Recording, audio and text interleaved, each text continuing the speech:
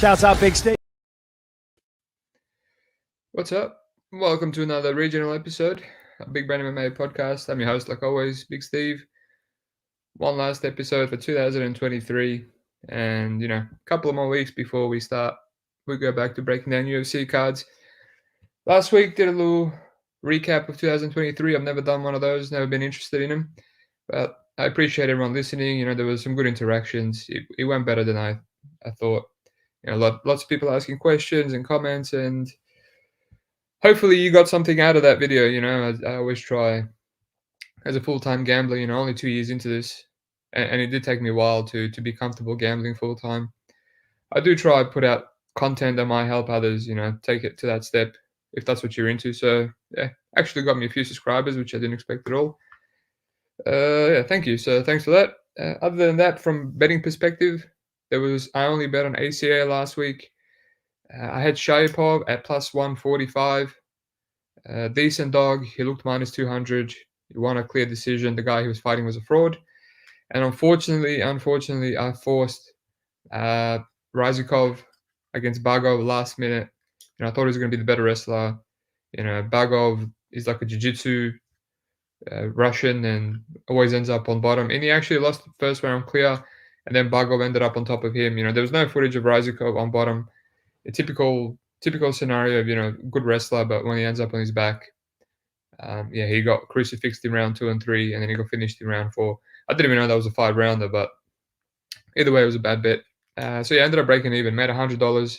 I won $1,000 on Shaaban from half a unit, and I bet $1,000 on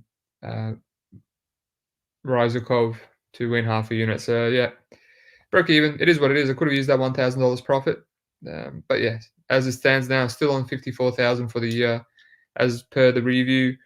And yeah, won a couple of soccer bets, but yeah, still down quite a bit on soccer. But won't be betting that next year. But I'm just I'm enjoying playing it till this year is over. So yeah, we got some Oktagon this week. I was going to do an Oktagon and Ryzen. I didn't get a time to tape Ryzen. So let's get into this card, right? It's a bit hard for betting. Hopefully Bet365 opens up over-unders. Over-unders were money on the last card, even though I didn't play any of them. But all the leans hit. So yeah, let's get into it. First fight on the card, Thomas Fiala versus Hassan Shaaban. Shaaban is a young dude. He used to be the champion. I think he's the much better fighter. I wouldn't say much better, but he's a better fighter. He's very young. He's 22. He's a clean striker. Thomas Fiala, he's old. He's been knocked out a bunch. I don't think he's the best. This kind of seems like a setup fight for Shaaban. But, Fiala can hit hard and he's got a decent triangle. He will swing.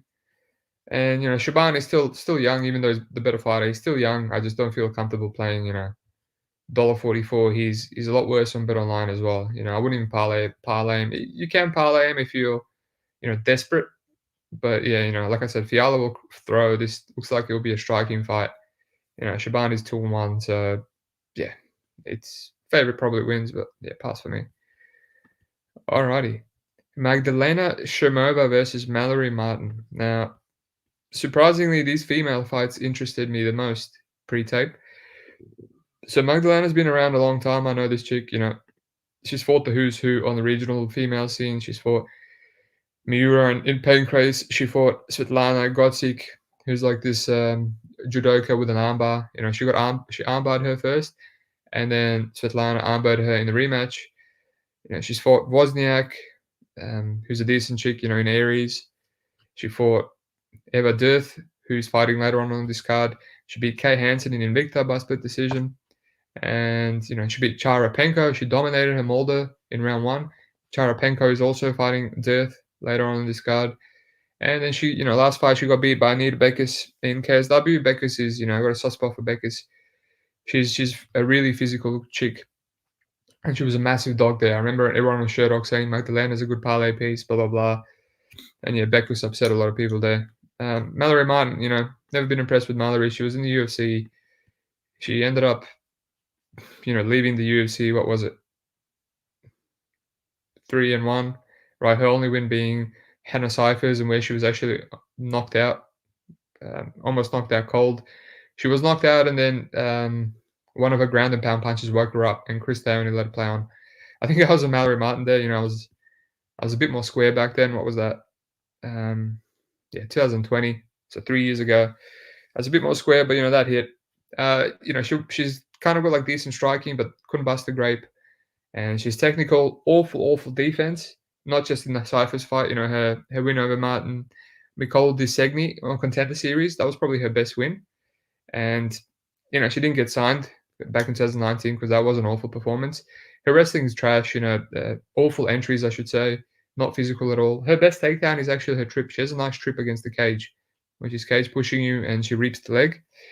And when she's on the ground, she's a bit better. That's her path. But yeah, awful wrestling. And she got mauled by Verna on the ground. There was levels to the ground game. Like I said, Cyphers almost knocked her out, and then she got gassed.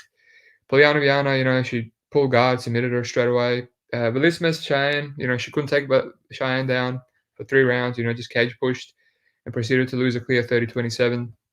And then she fought Katerina Delica, in Oktagon debut. Tough match. Delica's the champion now. And, she got dropped twice in round 1 again. So she's the same girl, she's 30, 29. But it's, it doesn't seem to be improving. That's what she is. Now, I've seen this story before, right? With Magdalena. She hasn't fought since the Beckers fight 2021. Literally almost exactly 2 years away. She had a kid. I've seen this story before with, Julia Avila after pregnancy. And I looked like an idiot playing her against Misha Tate there. But Magdalena is the dog now. She's an underdog, right? So it's not, how wrong can you be? Someone, I'm pretty sure I know, who steamed Mallory Martin. I considered Magdalena at slight dog money. Someone steamed her Mallory Martin to -200. Personally, I don't think you can play Mallory Martin -200 because she has no finishing upside, right? Actually, I'll take that back. She's got a decent rear naked choke, and Magdalena has been finished via rear naked choke. Not via rear naked choke, but she has been armbarred. So it leads me to believe maybe she can be submitted. But she's been on the ground with Wawrzyniak, who's good. She had her back. Penco, who's got a good guard game. And Svetlana's the only lady to armbar her. And Kay Hansen. So yeah, I mean, first of all, Mallory probably can get takedowns here because Šormová, the way she loses her fights is she does get taken down. She's a bit of a guard player. She does have a nice armbar. If Mallory does take her down, I think Mallory is someone that can be armbarred from guard. I think Šormová can take her back. In all her fight, a lot of her fights that she's lost against Wawrzyniak, against Bekus, they were 29-28. She took Bekus's back in round 2. She took Penko's back and finished her, mauled her on the ground. She took Wawrzyniak's back in round 3 and lost to 29-28. And she'll throw, she'll throw. She's scrappy. Martin's there to be hit. But yeah, she's 34. It's, Martin has a path. It's just her wrestling's awful. I would say Anita Beckers' wrestling is much better. Her Šormová's last loss in KSW because she's actually a physical girl, unlike Martin. So I still haven't played it. This line is just, it's calling my name. Even if Magdalena looks awful, from a pregnancy and, spends 3 rounds on bottom, there's got to be some scares for Šormová, right? For Martin at -200. There's got to be. So it's clear dog or pass. I'm never playing Martin at this price. Let's move on. Radek Roušal Callum Parker. So I contemplated fading Roušal in his debut, MMA debut. There's not much tape on him. I watched a couple of his boxing fights. He's a K1 dude, not a K1 dude, but he's a Muay Thai guy. He might be K1, I can't remember. And I just thought, he's fighting this jiu-jitsu guy. But ultimately I passed, and he won a split decision. I don't think it was a split. The other guy just kept pulling guard. And yeah, I mean, he's just a striker. And now he's fighting Callum Parker, who I would say he's a striker himself. He just comes forward. He's got the Homer Simpson game plan. He gets hit a lot, but he pressures, comes forward. Dirty boxes you against the cage a lot. And yeah, he will throw. He'll bite down, he'll throw down, and he'll eat one. It will take one to give one. And his best performance was his loss to Luke Riley, who's a Cage Warriors, prospect. And, I think that's more Luke Riley being a bit overrated. Mark my words, pin this. Luke Riley is going to get sparked, whether it's an upset in Cage Warriors, when he's a decent favorite, or whether it's, when he takes a step up to Contender Series or something as a favorite, he will get knocked out, right? He's all offensive, and his defense is, awful. yeah, Parker came out and dropped him twice in round 1, and then eventually Riley just used his power and started out striking Parker in 2 and 3. But that was highest name on his list, and this Todorov guy also beat him as an underdog. In Uriah Faber A1, he was just getting taken down for round 1, just thrown around, and I couldn't find 2 and 3. But apparently, my friend said he was just getting mauled and taken down. So obviously, he's a striker himself, and this Roušal guy probably can get takedowns. He hit takedowns on that guy that was guard pulling on him. I don't think he's a fully one-dimensional kickboxer. I probably should have taken Parker early line, but yeah, I don't know. He's so hittable.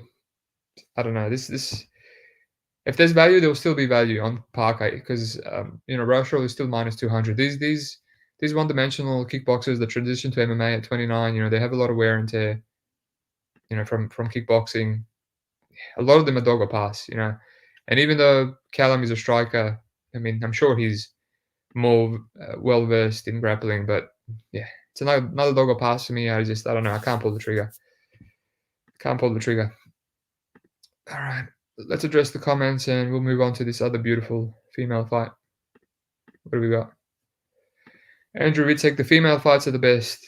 Yeah, I meant more from a betting perspective. I don't know how exciting they're going to be. Dad, hello. Hello, Dad. Rasul season, yeah, good luck, mate. Zen Monkey, the man, the myth, the legend, with the same comments all the time. All right, Chara Penco, Beastie Barbie versus Eva Dourthe. So as I said, this was the other fight I was interested in ASAP from a betting perspective, so I taped it. I know Penco is, a bit of a guard sub lady or bust. She has a armbar win over Katharina Delisa, who we mentioned was the Oktagon champion currently. She's improved a lot, Delisa, since then, but that was a really tight armbar. That was a high level, and she did her best to try and get out, but her arm was going to snap.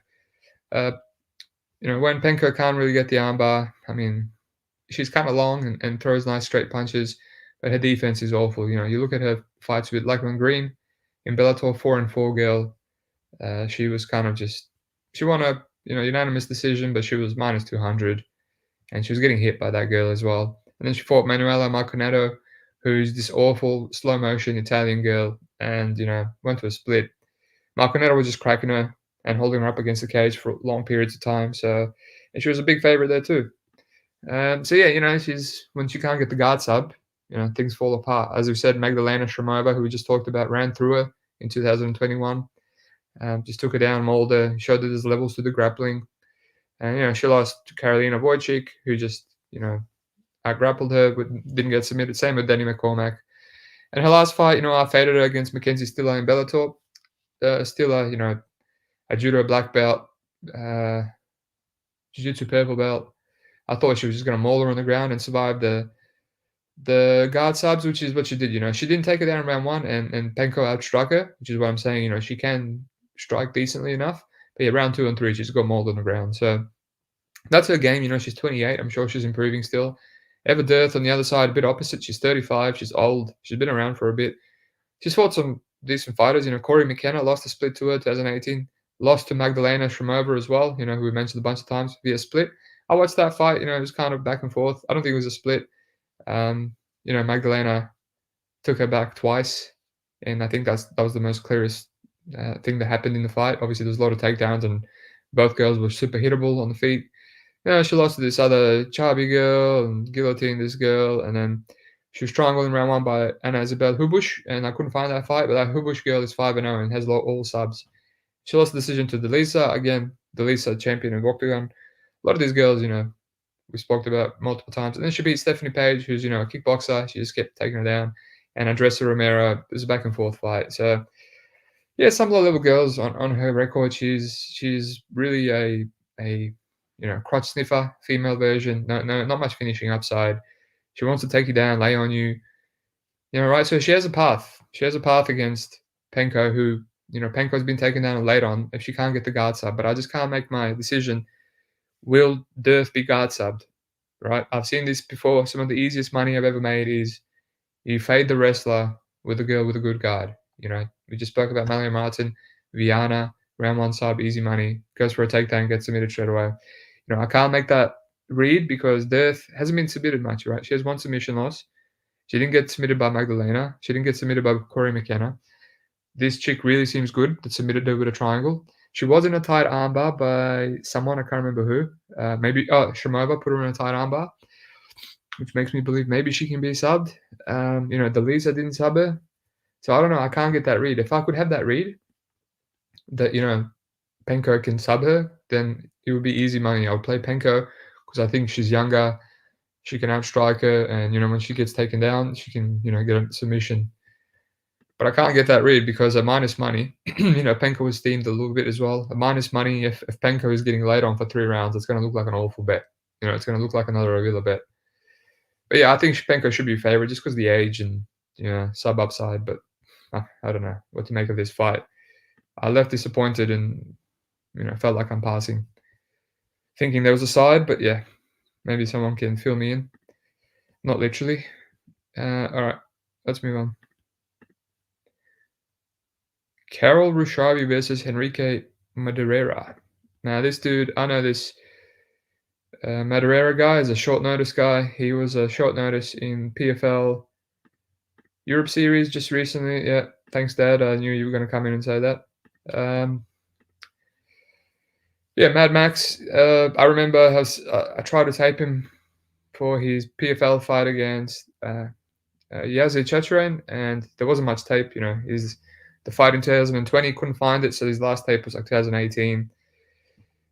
So yeah, I ended up thinking probably that fight was going to go under against Yazid, and it didn't go under, but he did drop Yazid bad in round 2, and then I just seen he recently got knocked out by Bazi Adashana, and Adashana, 6-3 record, a bit salty, but he does hit hard. I was taping this guy for Cage Warriors. He can crack.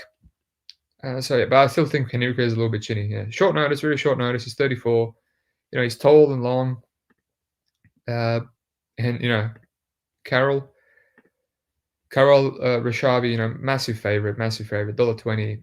I just don't think it's worth it. He's he's an Oktagon journeyman. He loses to anyone decent. He got knocked out by Lengal. Legierski lost the decision, won decision against Kahoot. Yeah, knocked out Fodor. Got knocked out K-Tub. Doesn't mean anything. Yeah, he's just the run-of-the-mill Oktagon guy, and his striker mixes in takedowns. His defense is not the best, and Henrique will throw down. So, yeah, I think, Ryšavý is probably the more well-rounded guy. But, yeah, this line is unplayable. Absolutely unplayable. There's parlay pieces, and then there's stayaways, and this favorite line is a stay away for me. Alrighty. Here we go. Decent fight. This is probably one of the best fights on the card. I would say top 2. We have Ion Surdu versus Stefano Palermo. As I said, decent fight. Surdu, Dracula, 28 years of age. Both are 28 years of age. Similar records as well. 14-5, 15-4. Pretty much one win separates them. Surdu, decent guy. He's been around everywhere. KSW, UAE Warriors, and now in Oktagon. He can crack. He's a bit of a glass cannon. He's got chin issues and defense issues. He's been knocked out a lot. Knocked out in Brave by Wright in round 1. Knocked out in KSW by Bielski in round 2. Boyan dropped him bad in Oktagon and then submitted him ASAP with an anaconda choke. So he's got those issues, but offensively, he's just, he's fast. He's very explosive. He's a sharp striker. And he gets a lot of knockouts himself. Knocked out Ferreira, who's very good. And he also dropped Boyan at the same time. He got cracked worse. He beat Mate Cortez in Oktagon, who's just a relentless grappler guy in a back and forth fight, and knocked out Alex Lahore in the last one, who's also chinny. So yeah, offensively, he's good and he's well rounded. He can hold his own on the ground. But yeah, bit of a glass cannon. This Stefano Paterno guy, he's a bit of a brute, jack of all trades. Comes forward, plods forward. He can crack. He mixes in his own takedowns. A lot of his knockouts are from ground and pound and Travis Brown knee to the elbows when he's defending a takedown. But he's definitely heavy-handed and he'll come forward, and he also kind of seems to slow down, but he pushes through. He still gets knockdowns in round 3. He fought the who's who. Fought the who's who. He's got Pasu in Bellator, Ashley Reese is decent, Bellator guy. Ross Houston in Cage Warriors, lost a split there. Knocked out 11-2. Janzemi in Cage Warriors. John Maguire used to be in the UFC, knocked him out early. Petrini, one of the better Italian guys as well, went to a draw with him. Yeah, he lost to Fusi, who's awful, but 2015, he obviously got wrestled there. His issue is the takedown defense, right? So that's the issue. Surdu can maybe go there, but on the feet, I don't know. I think both can get cracked. He's never been knocked out, Paternò. Someone obviously steamed Paternò. Surdu was a bigger than -200 favorite like a day ago, and someone steamed it. And I see some of my friends now playing Surdu because they think he should be a bigger favorite. I don't know. Surdu at juice, it's hard to get behind Surdu at juice unless he's fighting like a flaky, chinny guy that he can run through, like Lahore or Ferreira. But if not, it's hard. It's hard because Paternò does crack, and he's never been knocked out himself. So maybe this can get extended and go to 3 rounds. And Surdu, if anything, now I think the line is more accurate. I think Surdu should be a favorite, but not as much of a favorite as he was before. But I do think he's the more well-rounded fighter. It's just that chin issue bothers me. So I think it's accurate, linely accurate. So let's move on. All right. Cool. I just lost my sharing screen.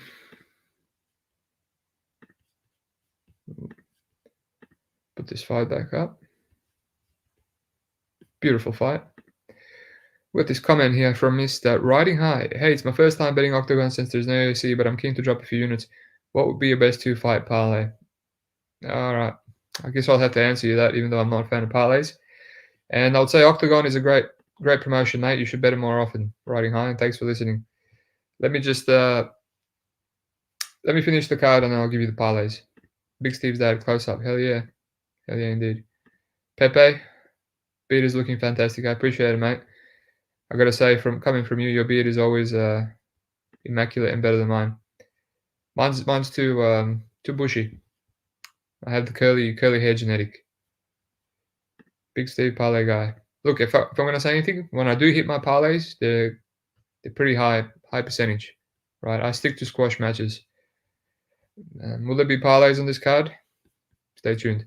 All right, Daniel Škvor versus Martin Zawada. Speaking of parlays, this is not one of them, right? 2 old kickboxers. Martin Zawada, I think the dude's retired 3 times already. He's coming back again. They keep doing him dirty and giving him grapplers. He's been grappled in the last 3. Absolutely has no ground game whatsoever. Been knocked out by Material and KSW. I mean, he's got almost 30 wins. But obviously, the dude's been fighting since 2023. He's got an awful body for light heavyweight. He's really short and got a lot of fat on him. But yeah, I haven't really gone back before to see, when he was younger, when he's actually winning fights. I was going to watch his Thiago Silva fight, which is, a bit sad. Thiago Silva, one of my favorite fighters. I'll go back and watch that, but I mean, this is a dog or pass, right? Daniel Škvor, 6-3, another kickboxer, salty record. Also has no ground game. When he loses ASAP. He was knocked out by Jorick Montagnac. This dude that's predominantly a grappler. He just ran through him. Then he got heel hooked ASAP, and then he got a guillotine choke on this, Nermin Hadjapashic dude, 4-1. Like he's also 34. He's hittable. Like I said, these kickboxers have wear and tear on their body. This is a clear dog or pass, but it's just, I don't know, man. Like usually when KSW puts on these fights, I stay away from these kickboxing legends in MMA. It's just, they're always dog on pass, right? So this is a pass, man. Hopefully Bet365 opens up totals again. So we'll see. All right. Carlos Vémola, Samuel Krištofič. I mean, another fight that screams pass to me. Vémola is a massive favorite, right? They're doing him a favor here. He's a massive light heavyweight. He's a massive middleweight. They have this catch weight fight at 195, right? So obviously, like I said, doing him a favor. Samuel, he's always been nothing special. He's a jack of all trades. He's got cardio and usually durability, and he just keeps coming forward and looking to break people, cage push him and take him down. but it's extremely hittable and extremely tough. And then in his last fight, that's kind of disappeared on him. He got knocked out in 56 seconds by Robert Brizek, and Brizek has now been signed to the UFC, so that guy's pretty good in the boxing at least. And he lost to Lahore as well, who's predominantly a striker. So yeah, I mean, I think Vémola is gonna be able to take him down at will here. He might even spark him. Vémola had a quick knockout. He's an ape. He can strike. He can grapple. They set this up for Vémola to win. And if you're gonna bet Samuel, you have to bet him by just lie bet him because he has no power. He just needs to outgrind a king ape in Vémola. He's at a lot of disadvantages here. So let's move on. Oktagon knows what they're doing with that one. All right, this is the best fight. One of the best fights. And is it a 5-rounder? I think it is. It's a 5-rounder. It's a title fight, and I have a bet on it. So let me address the comments, and then we'll get to it. Andrew Vitzek, true, your under parlays be hitting. Well, I don't really do under parlays. I have a thing about not parlaying totals, and I told my boy Couch not to do it as well. If I'm parlaying totals, usually means I'm not confident enough that I like that bet. I'm very disciplined with my totals, so I have to like him as a straight. Sometimes I will if they're like locks. It's very rare. Alrighty, Vlasto Čepo El Chapo versus Piotr Wawrzyniak. Let's go with that. So Čepo is apparently Serbian, right? Fighting out of Croatia. And, I thought, how have I never heard of this Serbian dude? I know every Serbian MMA fighter, even the regional dudes. And, it turns out he's a Bratislava dude. I think he was born over there, but he's definitely, adopted this Slovakian or Slovenian heritage. So, yeah, that makes sense why I haven't heard of him. But he represents Serbia.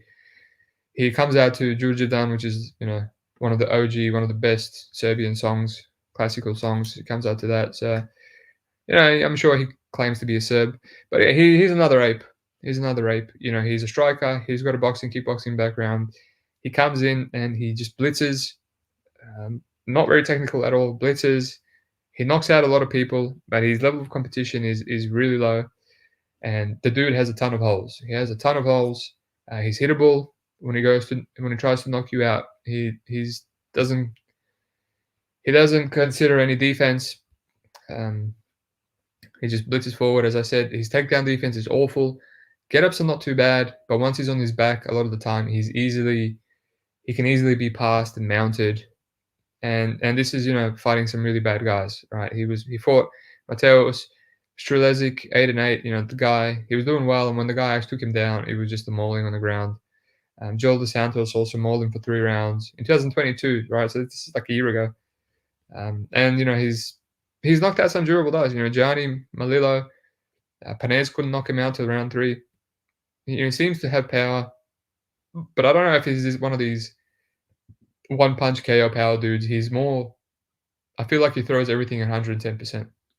Right, so he has a lot of holes, and he seems to slow down as well, which makes sense, considering he's so jacked and considering he has a ton of round 1 finishes, right? And his grappling cardio doesn't look good at all. On the other side, I have Piotr Wawrzyniak, right, who took this fight on about, just a bit more than 1 week's notice. Right, I went on his Instagram, and he seemed to be camping during that week when they called him.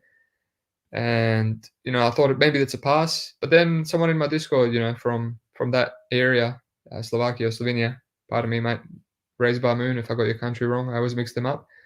He said he was actually meant to be the alternate. He was meant to be the alternate for the title fight in KSW, Panais versus Bartos, right, at welterweight. So that's good, right? That was only like a week ago, 2 weeks ago. So he was training for that. He made weight. Championship weight. He was the Babylon champ. Double Babylon champ, actually. Let me just double check. Oh, no. I got that wrong. Maybe I'm wrong. Yeah, the Oktagon commentators bloody said he was the double champ. I think they meant 2-time champ because he's He's the middleweight champion of Babylon, but I think that they said that he might have been a welterweight champ as well, which is not true. Yeah, my bad. So he's the Babylon champ, which is probably the second best promotion in Poland behind KSW. And he's a judo black belt. You can tell on his tape. He's got a decent variety of takedowns, throws, double legs. Yeah, like I said, variety. And he's a bit scrappy. He throws a lot. He's an in and out striker. Better footwork than Čepo, that's for sure. But he leaves himself exposed in the pocket. But he can crack himself. He's got decent power. He sits on his punches. And yeah, scrappy. Mixes in takedowns, good ground and pound. Really bad control though, which is a theme with the judo guys. Really bad control. A lot of people stand up on him, and then he just kind of has to take him down again, and strike with him again. So a lot of his fights are back and forth. Scrappy, but he's never been knocked out other than John Pelagios, who soccer kicked him in round 1. I can't find that fight, and all his only losses are decisions. But 2012, against Albert Odzimavsko, who's decent in KSW. 2011, 2015. And his last, proper loss before the soccer kick was 2017 to Gregory Sivi, who's a decent, regional journeyman in Poland. He was 9-1 at the time. He's a bit older now. But yeah, that was 2017. He's now 32. So 6 years later. So, 32. He's more in his prime. You can see in those Babylon fights, he kind of seems to have come into his own. Even there in 2021, 22, 23, he seems to have more power, or he's sitting on his punches. But it's hard to tell. He fought the same guy twice. Ultimately, this is another dog or pass for me, right? As I said, Čepo has a lot of holes, as my dad says, right, with a smiley face. My dad's a jokester. He what's this? My dad also says put the under 1.5 record on the line. I will if there's any under 1.5s on Bet365. But yeah, as I said, Čepo has a lot of holes, right? He has awful takedown defense. He's bad on the ground. Piotr has solid grappling. He will go for it. And that's why it's a dog or pass. And as I said, Čepo leaves himself exposed to striking, and Piotr will throw as well. But Piotr also gets exposed. As I said, I've seen him rocked. He hasn't been knocked out other than that head kick. I tend to think he's quite durable. That's why this fight is extremely volatile. It could be a swinging war, which is exactly what Čepo needs. And this is why I haven't locked in the bet for like 3 or 4 days. I locked the bet in, but I couldn't tip it out, and I was just thinking about it. And I did it on Bet365 so I can cash out if I change my mind. Also, I missed the 150, plus 150 by like 5 minutes. So I locked in plus 135, which, I would have liked. It would have been a lot more easier to lock in the plus 150. But at the end of the day, like, this feels like a pick'em. This feels like a pick'em. And, because of the short notice, I was also more nervous because I've seen, Piotr gas out a little bit. And, maybe I thought if Čepo survives on the ground, he can ape through and still knock him out. But yeah, the more I thought about it, he made weight. I saw there was an alternate for KSW, so he's in shape. And it's a volatile fight, but I took 1/3 of a unit, just in case it ends by round 1 KO, 1/3 of a unit. But yeah, Piotr is probably the best guy Čepo has fought ever, I think. Let me check. If he beats him, that would be definitely his best win. 100%. He's fought a lot of cans, a lot of bums. So yeah, it was a no-brainer for me. I see on Bet Online, it's a pick 'em now. So yeah, didn't want to overthink it. If a KO happens, it is what it is. But I think Piotr can get a sub, he can get a KO, he can get a decision. So yeah, easy dog or pass. Well, it wasn't easy, but in the end, we locked it in. Let's address the comments. There will be blood. I only have money line options. Any big dog sticking out, brother? I don't know if you just tuned in. I'll address that. Yo, what's good, Steve? Abraham Khan. I just need one. Well, what do you consider a big dog? Do you have Bet365? Do you have Bet365? Šormová. Šormová is someone that I may actually lock in. Right? It's women's MMA. How bad can you go? What's up, Abraham Khan? Alrighty. Main event, Bojan Veličković, a proper Serb, versus Andreas Michailidis, the Orthodox battle. A lot of similarities for these guys. This is for the championship. I don't know if it's the the welterweight championship, but it's like this tournament finals where they get 300,000 euros. Maybe correct me if I'm wrong. I don't know if that's for the welterweight title. It probably is, but Oktagon just made it confusing. But yeah, good fight. This is probably the best fight in terms of high level. Both these dudes were in a UFC. They could both be in today's UFC with how saturated it is. Andreas, they gave him Pereira and Rinat Fakhretdinov and Modestas Bukauskas. But he's a welterweight now. That was at light heavyweight, which is insane. He could probably still be in the UFC. And Boyan's UFC run was unimpressive, but he's decent enough to win UFC fights. He won 2 fights and then got robbed against Jake Matthews, which is ridiculous. I was there live in Sydney. But yeah, Boyan, southpaw striker. He skirts on the octagon. He doesn't really like pressure, but his footwork seems to have improved. Lateral movement in and out.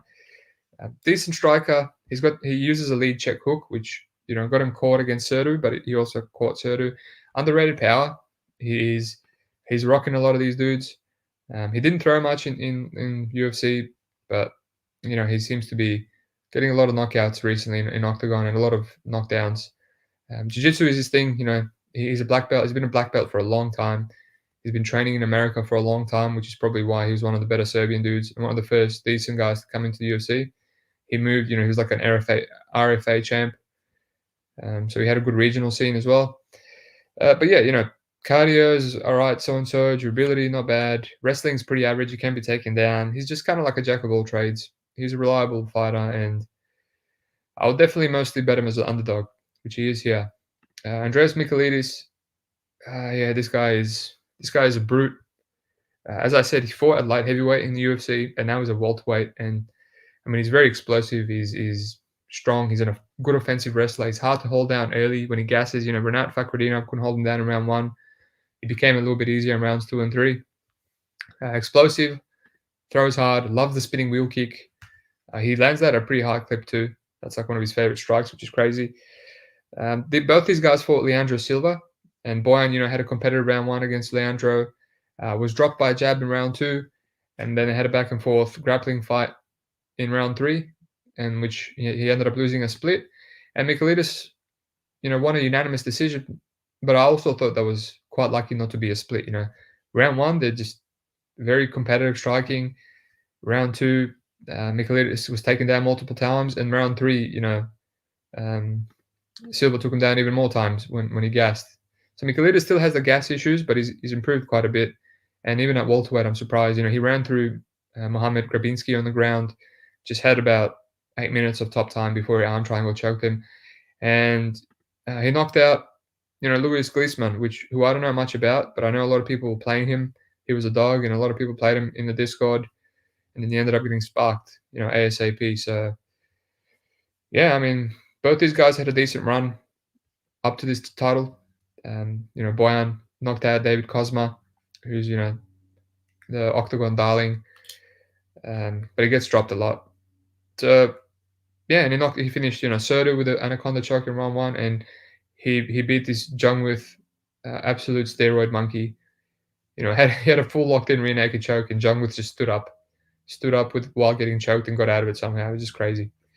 Yeah, it's a tough fight. I taped way too much of this fight, and it's a tough fight for me to get a read. I don't, it's hard to play Michailidis at this favorite line. He got steamed even more just because he gasses, and I don't think he's like levels above Boyan. And Boyan has always been underwhelming to me, but his results in Octagon are surprising. Beating Matek Kerses, who actually took his back twice. Having a split with Leandro Silva, beating Surdu, Jungwirth, Kozma by finish. I'm tempted, but I think Michailidis is going to have the advantage early. While Michailidis is fresh, he's going to hit harder. He's going to be more explosive. He's going to be hard to take down. He can probably take Boyan down, especially if this is a 5-rounder. I want to play Boyan, but I don't know if it's a 5-rounder. We talked about it in the Discord. Typology says 3-rounder, but they messed me up for ACA last week, and nowhere else. All the bookies have it as a 5-rounder, apparently, in Europe. But yeah, it's tough to know. But yeah, I feel like it's a hard fight to get a read. Michailidis definitely should be favorite, but I don't know. You know, I can't really play him. I can't really play him at minus 200. All right. So yeah, I mean, it's a dog pass for me. I kind of feel like maybe I should play Boyan. Who knows? Alrighty, what do we got here? BigSteve's dead. Let's get some Rise in action. I'll address it after. Canada, different props and stuff. Still money line. All right, for Bet365. No props, actually. Samuel punches sub chance. No, Samuel against Vémola. I don't think Samuel has any finishing upside. Also just got here. I'll rewatch the show. No, it's all right. Don't apologize, mate. As I said, the best dog that I like is Šormová. But I wouldn't go too big. She's coming off a pregnancy and a layoff. Riding high. Thanks, mate. Hey, I watched some tape earlier and it looks like they let K's grabbing her headbutts. No, they don't. They don't. I'll give you the parlay, mate. What do we got? Shaaban, Martin, Roušal, Penco. Oh man, this parlay. You're really asking me a lot for parlays on this card. Shaaban, let's say Shaaban. If you have to force a parlay.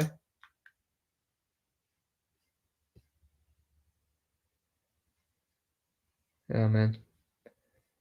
Shaaban and I just do Carol. Shaaban and Carol. Ryšavý. It's paying awful, but I mean, I'm trying to give you two bets that are going to hit. So yeah, there you go. There's your parlay. If my hands were forced, which there aren't, thank God, that's what I would play. Maybe even Daniel's Škvor. Maybe even Daniel Škvor, just because Martin Zawada, 40 years old, seems quite washed. But yeah. Alrighty. So that's about it. Let's go over it. Shaaban should win, 2 juiced. Šormová, I'm probably going to lock her in now. Roušal Parker, it's a dog or pass, but tough to trust Parker. He's just a punching bag. V Dourthe, dog or pass for me now, but it's hard to get a read. Can Penco sub her? Ryšavý, he should win, but yeah, awful line.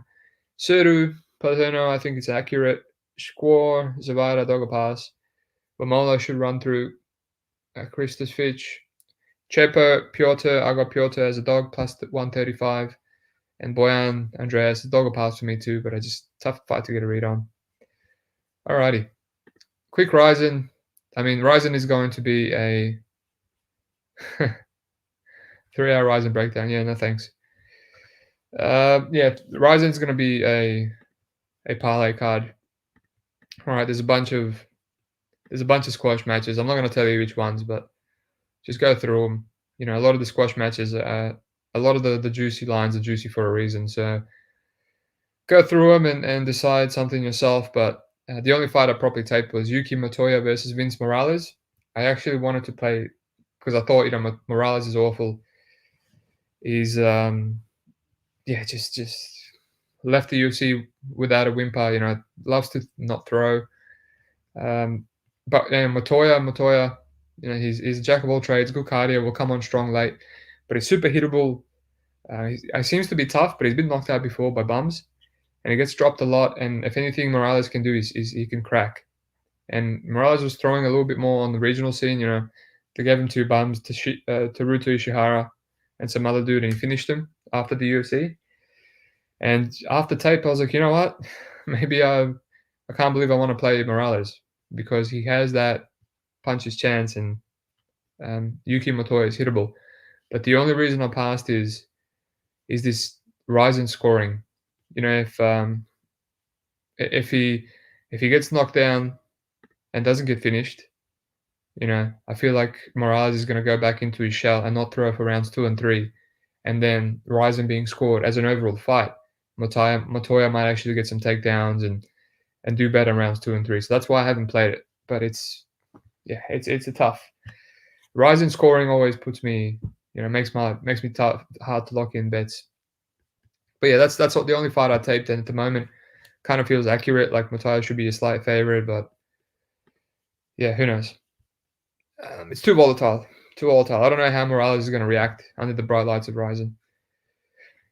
Greg Lee, greetings. Mateus, thank you, mate. Greetings. Andrea, some overtime. Let's go. Ryzen is low-key really fun to watch. Yeah, it is. It's just the fight time in between fights is horrendous. It takes like 5 hours for 3 fights. You hear that, parlay boy? Steve is withholding. I mean, I don't have to give him parlay pieces on this card. Just there's a lot of squash matches. Ryzen does a lot of squash matches. Just look into them and yeah, decide. All right, that's about it. Thanks, Dad, for being in here. Bankroll on Archuleta. I don't know about that, mate. I don't know about that.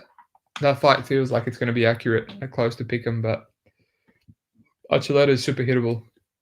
Alrighty, that's about it. Thanks for listening. 45 minutes. Best bet. I mean, it's tough on Oktagon. I've got Piotr. I'm gonna have Šormová. They're both gonna be a third of a unit. And yeah, let's hope for some live bet, and let's hope for some unders, some totals. Other than that, thanks for listening. Like and subscribe. Appreciate it. Peace out.